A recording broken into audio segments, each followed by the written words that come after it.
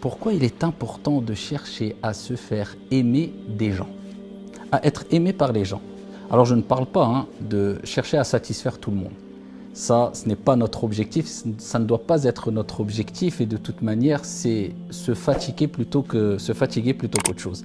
Si quelqu'un avait pu le faire, s'il avait pu le faire, ça aurait été bien sûr le prophète Mohammed alayhi afdalus salati wa azka taslim. Et lui-même n'a pas pu satisfaire tout le monde. Mais là, je parle de chercher l'amour des gens de bien, des gens bons. Il est important de chercher cet amour-là. Tout simplement parce que faire du bien aux gens, c'est se faire du bien à soi-même. Rendre heureux les gens, c'est se rendre heureux soi-même. Et plus que cela, c'est satisfaire son Seigneur Tabaraka wa Ta'ala. C'est pour cela qu'il est relaté dans un hadith rapporté par Muslim. Un jour, il y a un cortège funéraire qui est passé alors que le prophète sallallahu alayhi wa sallam était présent. Et le prophète sallallahu alayhi wa sallam, après qu'il ait entendu les gens parler en bien de cette personne qui était décédée, il dit « Wajabat, wajabat, wajabat ». Il lui est obligatoire, il lui est obligatoire, il lui est obligatoire. Ensuite, un autre cortège funéraire est passé. Et les gens ont parlé en mal de cette personne-là qui était décédée.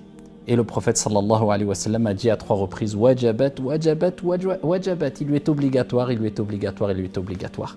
Omar ibn al-Khattab radiyallahu anhu, pris d'étonnement, interroge le prophète alayhi salatu wa sallam sur cette parole. Il est obligatoire ou il lui est obligatoire, wajabat.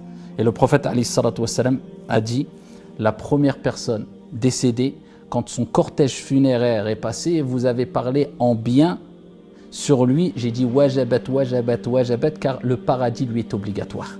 La deuxième personne, vous avez parlé en mal sur lui, vous avez témoigné négativement sur lui, j'ai dit wajabat à 3 reprises, car l'enfer lui est obligatoire. Et il dit antum shuhada'ullahi fil ard, car vous êtes les témoins d'Allah sur terre. Et il a réitéré cette parole à 3 reprises. Donc le témoignage des gens sur nous, en notre faveur ou contre nous, c'est extrêmement important. C'est pour cela qu'il est important de gagner les cœurs des gens bons. Pas des gens entêtés, pas des gens qui tu peux faire tout le bien qui existe, ils ne seront jamais reconnaissants, ils sont toujours ingrats. Non, mais toi tu cherches la satisfaction de ton Seigneur à travers le fait de rendre heureux, de faire du bien aux gens, d'être aimé, de se faire aimer par les gens. Pas par l'entière population, mais par une catégorie de gens, du moins les gens bons. Et il est important de chercher cela. Et pour cela, eh bien, il y a plusieurs manières. Parmi les manières, eh bien, il y a le cadeau physique et le cadeau raïbi, si on veut, invisible, spirituel. La relation horizontale et verticale. Le cadeau physique, tout le monde le connaît et tout le monde l'apprécie. Et c'est un moyen de se faire aimer. Surtout si tu cherches l'amour d'une personne avec qui tu as une querelle, parce que tu veux te rabaisser pour Dieu afin que Dieu t'élève, faire le premier pas, offre un cadeau. Le prophète sallallahu alayhi wa sallam nous dit tahadu tahabbu, offrez-vous des présents, des cadeaux, et par cette action-là, Dieu va mettre l'amour, va réunir les cœurs, va mettre l'amour entre vous. Parmi les moyens ici spirituels, eh bien, il y a ce cadeau qui n'est pas palpable, mais qui est réel, mais qui n'est pas visible peut-être directement à l'œil nu. Eh bien, c'est ad-du'a, l'invocation. Et c'est pour cela que le prophète sallallahu alayhi wa sallam nous dit dans le hadith fi sahih, la tadkhuluna al-jannata hatta tu'minu. Vous n'entrerez pas au paradis jusqu'à ce que vous n'entrerez au paradis que lorsque vous serez croyant, vous croirez en Dieu. Wa la tu'minu hatta tahabbu. Et vous ne croirez que lorsque vous vous aimerez. L'importance de l'amour. Awala adullukum ala shay'in idha fa'altumuh tahabbtum. Voulez-vous que je vous indique une chose, une pratique, si vous la mettez en application ou en pratique, si vous la faites, eh bien, il y aura l'amour entre vous. Afshu salam baynakum. Transmettez-vous le salam entre vous, la salutation de paix. Et qu'est-ce que ça a à voir avec le dua? Eh bien, on oublie trop souvent que dire assalamu alaykum, c'est une dua, c'est une invocation. C'est pour cela que on a rendu quelquefois des pratiques religieuses, des sunan, des recommandations divines et prophétiques trop mécaniques, vides de spiritualité. Il faut refaire vivre ces pratiques-là. Quand je dis assalamu alaykum, j'invoque en faveur de mon frère. Je dis que la paix soit sur toi. On cherche toutes et tous la paix, intérieure et extérieure. qu'est-ce qu'il y a de meilleur que cette paix intérieure et cette paix extérieure? Eh bien, quand tu rencontres ton frère tous les jours, quand tu rencontres ta soeur tous les jours, le prophète alayhi salatu wassalam dit « Afshu, répandez, multipliez le salam ». C'est pour cela qu'on entend toute la journée. Et souvent, « Assalamu alayka, assalamu alayki, assalamu alaykum ». Mais est-ce qu'on invoque avec sincérité et avec un minimum de concentration, en espérant le bien pour son frère? Je pense que les relations entre nous changeront. Les relations entre nous changeraient complètement si on prenait conscience du fait que « Assalamu alaykum », la salutation, c'est une dua. Je veux la paix pour mon frère. Et le frère me répond « Wa alaykum assalam, wa rahmatullah, wa barakatuh ».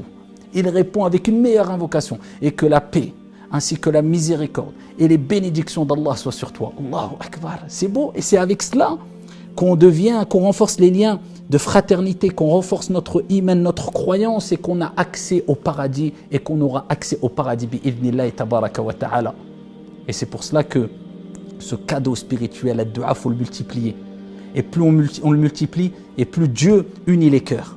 Et c'est pour cela que le prophète nous a motivés à faire dua, comme il est relaté dans le hadith extraordinaire, où le prophète sallallahu alayhi wa sallam dit « Celui qui fait une invocation, qui demande le pardon pour les croyants et les croyantes, il aura une récompense, une hasana pour chaque croyant et croyante. » Il nous rappelle qu'en quelques secondes, en demandant sincèrement à Dieu de pardonner aux croyants et aux croyantes, on gagne des milliards et des milliards de bonnes actions, de hasanat.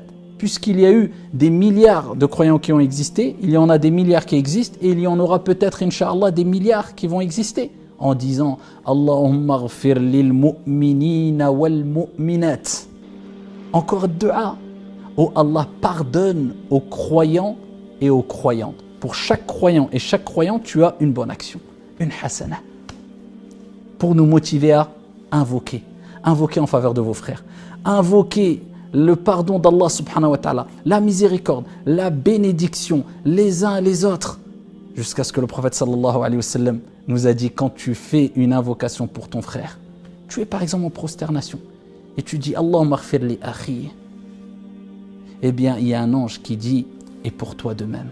Ça veut dire non seulement tu lis ton cœur avec le cœur de ton frère avec qui tu invoques, tu provoques le fait que Allah va créer une certaine affection, réconciliation, un amour entre toi et ton frère, mais en plus de cela, ce que tu demandes pour ton frère, les anges disent et pour toi de même. Donc tu es 100% gagnant. C'est pour cela qu'une des solutions afin qu'Allah Azza wa Jal unisse les cœurs, c'est d'invoquer avec sincérité quand on passe le salam dans nos prières, dans nos prosternations pour nos frères et pour nos sœurs. Et quand on parle du cadeau physique, comme j'ai dit précédemment, bien sûr, c'est de ne pas hésiter à s'offrir des cadeaux, des présents, si minimes soient-ils. C'est extrêmement important et ça, il ne faut pas le négliger. Et bien sûr, pour terminer, pour se faire aimer aussi des gens, eh bien, c'est en se faisant aimer par Allah subhanahu wa ta'ala, en gagnant l'amour d'Allah Azza wa Jal. Comme vous connaissez toutes et tous le hadith, lorsqu'Allah subhanahu wa ta'ala aime une personne, et quand Allah aime une personne, c'est que la personne a mérité. De par sa sincérité, de par sa constance, sa régularité, de par ses bonnes actions. Eh bien, quand Allah aime une personne, il informe l'ange Jibril alayhi salam que cette personne est aimée par Allah subhanahu wa ta'ala. Ensuite, Jibril alayhi salam informe al-malaika, ces créatures créées de lumière à Nour, dans le paradis, dans les cieux. Imaginez-vous, on cite votre nom, un tel est aimé par Allah, aimez-le. Et voilà que les anges aiment cette personne. Et Allah subhanahu wa ta'ala, de par sa clémence et sa miséricorde, d'une manière qui convient à sa majesté, descend l'amour vis-à-vis de ces personnes-là dans le cœur de ses serviteurs et de qui il veut parmi ses créatures. Et les gens l'aiment. Donc, se faire aimer par les gens, ou être aimé plutôt par les gens, c'est quelque part une preuve, incha'Allah, les gens de bien, bien sûr, et un argument, et peut-être un signe, incha'Allah, qu'Allah subhanahu wa ta'ala, le créateur des cieux et de la terre, t'aime. Parce qu'il a sûrement informé Jibril alayhi salam, qui lui a informé les anges de son amour vis-à-vis de toi. Donc, on se fait aimer par Allah et par les gens, eh bien, en offrant des cadeaux, en faisant des invocations et en excellant avec sincérité à travers les bonnes actions, si minimes soient-ils. Qu'Allah subhanahu wa ta'ala vous aime, qu'Allah nous aime et qu'Allah nous réunisse toutes et tous dans son vaste paradis. Amin. Wassalamu alaikum.